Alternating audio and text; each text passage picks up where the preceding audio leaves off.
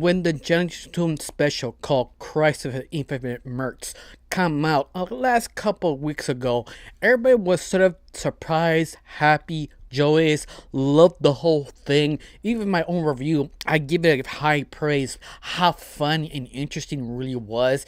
Even that was sort of weird choices, but at the very end, it was actually really great. Till something weird happened that I didn't mention in some of other reviews of each season of Jellystone. This sort of strange kind of hatred of it.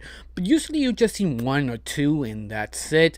Not really much discussion till this actually special came out. Because it's sort of weird. You think, oh, they much hate about basically Jojo and Mindy. Maybe that was the hate. No, not really. That sort of kind of storyline, no one really was angry. The only thing they're saying was sort of kind of strange or a crack ship. If you don't know what that is, basically it's just two very odd characters falling in love with each other. That doesn't really make sense. You must be sort of cracked to actually see that actually happening. That is basically the definition of a crack ship.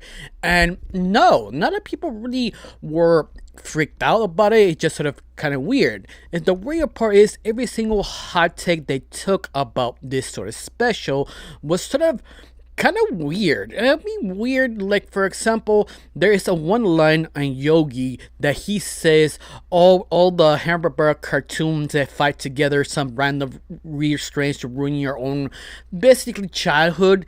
And that's sort of the gag because they knew people were sort of got pissed off. In a way, it really was, but this single line really kind of blew up discussion saying this is funny or not. This is trying too hard to be funny. And this sort of weird takes, even that I'm wondering, you know who actually made this series? If you don't know, it was a C.H. Greenblatt, the creator of Charter, the man who actually knows, understands how to write a joke, how to break the fourth wall, how to be meta while even trying. The same person was hired to fix Angry Birds 2, who probably is the most funniest sequel of cartoons. The same person who says Angry Birds having a third film on this time is developing to come out a couple of years ago. Yes, that guy.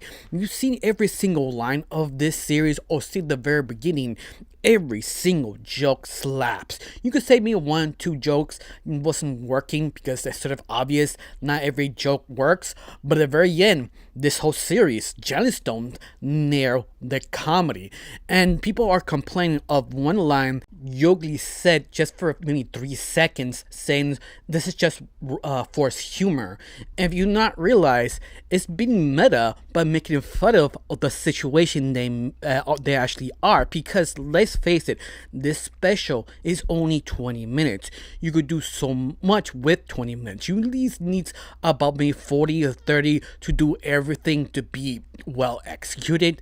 And that itself, they did the best a miracle work, because this two special nailed everything they needed to do. That you do realize they needed more money to make it work, but they did made it work in the sort of low budget they actually have.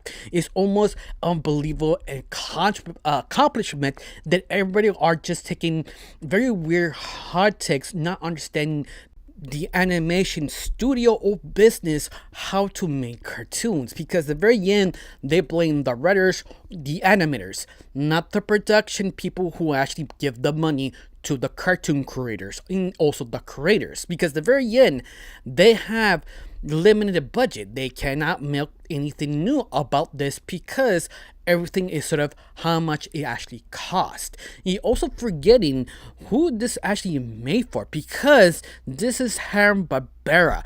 This is the golden goose of Warner Brothers. They don't know what to do with. Even that, they have a gold mine and yet they have it on the lot doing nothing.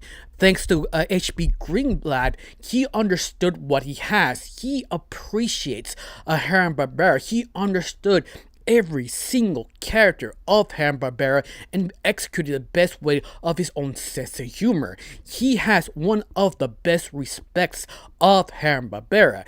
And you think this line disrespects them, and that's just sort of a very weird sort of hot take. They really realize none of the people who complain about Jellystone really actually saw Jellystone or understand what Hanna-Barbera really is. Of course, before I continue on, my name is Recho. I like to talk about animation, not just animation reviews, first impressions, cartoon theories, and sometimes, if I have some spare time, cartoon breaking news. Of course, you like how it's going, like to help my channel, put a like, comment, and subscribe. That's the only thing you need to do. If not, that's fine. If you do, thank you. Because of you, I'm getting close to my main goal of 2,000 subscribers. And yes, I'm getting close every single day. People like you, people put like, comment, and subscribe.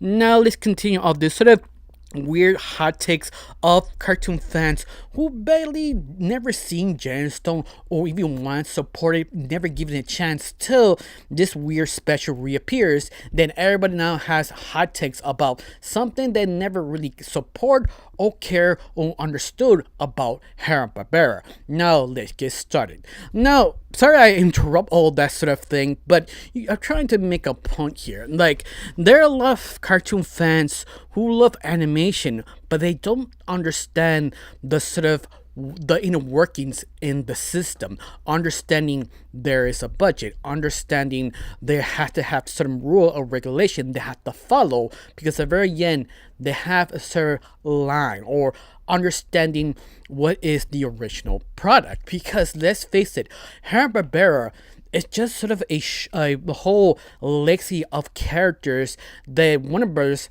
Doesn't really use. The only characters they actually care is Top Cat, Scooby-Doo, the Flintstones, and we're lucky enough, the Jetsons. And that's it. The rest of Hanna-Barbera characters, they just lock it up or use it for Easter eggs, and that's it. You know the most weirdest part? They have another super popular character called Hong Kong Phooey, who actually has the most potential to break out, even be bigger than Scooby-Doo, and yet they do nothing with it. To be fair, probably some contracts on the line, they can touch it or use it because of certain pair reasons. Because if you don't know, every single character you create of a sort of company has sort of contracts sort of connected to someone else, and have to figure out, should we pay you, should we not, what is the deal with this sort of specific character, and sometimes they cannot go around it, and this is the reason why some characters not being used and some really do. And that's just sort of the things that people don't really understand about this sort of kind of special or animation sort of deal making behind the scenes. But not just that, they also have complained about the walking cycle or the run cycle with so many characters in this special, because there were a ton of characters. Because let's face it, they're using every single Hanna-Barbera character and Cartoon Network character to make them fight. And that's just a very fun idea, but the only problem is you have so many characters at once. It's sort of hard to keep track with so many characters with a limited budget. You can see the sort of the effects and the stretchiness they have because of the budget and limited research they actually have. It's sort of obvious you have to give something to get something back. In my opinion, this special was probably the most well handled could actually ever be, because it's just too many characters. You could complain that this is not your favorite character. You can complain you feel they're not well executed enough, and that's completely fine. But don't you dare understand why this became like this. People basically complain saying, oh, I know better, I work in the industry. No, you don't. Some of you are good. Basically, people who complaining has no idea or really understand what they do behind the scenes, understand the pressure, understand execution, understand is how the business works. I mean, you can't go that far. Even that, I compared the cartoon fans and the anime fans are the same boat. People complain how the anime doesn't some piece of anime doesn't really work that well because they don't have a high budget. They ruined it. Like, you do know some of the studios are basically brand new studios, or studios were forced to work on this specific project. They don't have the experience to go that specific genre, and they're sort of forced to do it. You know, a lot of things come behind the scenes that make sense what a project became this specific way, that specific project. In other words, Harper or this Jellystone special was probably the best way was executed by HP Greenblatt, because let's face it, the guy did handle the whole thing pretty well. Even that he did not have the budget is sort of obvious, but that wasn't his strength. Not the fighting or action. It's all about the comedy. Every single line slaps pretty well. I mean, it feels. I think one of the commentators on Twitter said it better. This thing's biggest strength is their comedy, and you see, very beginning, the whole series where it started, it is one of the biggest strengths. That is their element. And the special nails that. They understood the element, understood the Cartoon Network characters and the Hanna-Barbera characters. But I also don't understand, there's some people don't know what Hanna-Barbera characters really are, or some of the Cartoon Network characters either. You are introducing everybody less than 20 minutes, or even want to say 5 minutes. This is sort of almost like a nostalgia trip, but at the same time, you have to explain each specific character under 20 minutes. I mean, what do you expect? I feel people hate this show without understanding. You know, there's a lot of things you have to remove to make this work, and that's the thing that sort of pisses me off, because a lot of people want to hate this, but the people who hate it, they never hear the very beginning. They have this weird hard text while actually thinking about how they took to them to make this actually work. And that's the thing that just pisses me off. There are one or two people, they are basically understanding the situation. They do explain their hot ticks, and that completely makes sense. Like how some of them look a little bit off models, but once more, there is a lot of characters in the same time. It's sort of hard to have them all look the same. And this is sort of the weird hot ticks, like the animation, the sort of dialogue, or another complaint kind of blows my mouth is sort of the bean style. Even that Jellystone does not have the bean style. In top of this, people don't realize Jellystone or Hanna-Barbera characters is not really well used. The only one to be used is Scooby-Doo, the Flintstones, the Jetsons, and Top Cat. And that's it. They have more characters than that, and they don't use them, only for cameos, and that's it. Oh, also I forgot Wacky Racers. That's the only small hand of character they use, but even that, the ones I mentioned, the only one who keep constantly being used is Scooby-Doo. And you expect them to be respectful of showing all these characters? No, they have a limited time. They don't have enough time to actually show it. And this is why it took 3 seasons to show every single character of Hanna-Barbera to actually face the cartoon characters of Cartoon Network facing off. Even that low budget, understanding the characters, you have to really invest your time to get this special to understand every single character. Even they have to change some characters, the very end, they stay true to the original idea. Even that people don't realize, Hanna-Barbera never was quality control. They never do the same character again and again.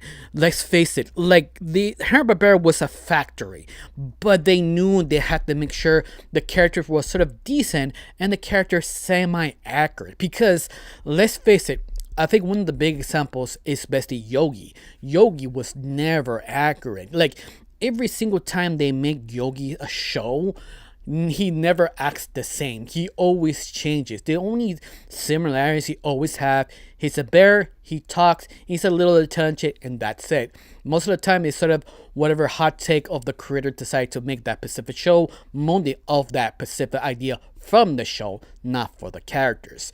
And that's something that I kind of surprised or sometimes not see people not seeing, because that's how Hanna-Barbera works. In fact, this whole show, this special, is just sort of a respect and love of Hanna-Barbera. Even that people somehow has sort of weird takes about this series that I just don't understand. Like, what are you talking about? This is the reason why a lot of people say Twitter/X is a dumpster fire, because people want to hate because they can and don't really care about the consequences because they don't get the consequences.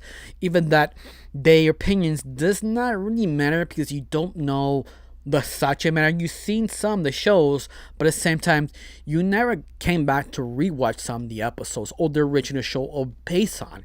And that's sort of the piss me off moment. Like, I think you're the one who don't understand how this actually works. But I don't know you, how you felt about this. Do you feel the hatred of the writing, the dialogue, both the say and apologize? I mean, the how people had this little weird hot take about this. It's just sort of very weird. Like, I know I went this sort of rant. I'm sorry. I needed to take it out. You also apologize if this does not make sense, but it's something I need to get out of my system.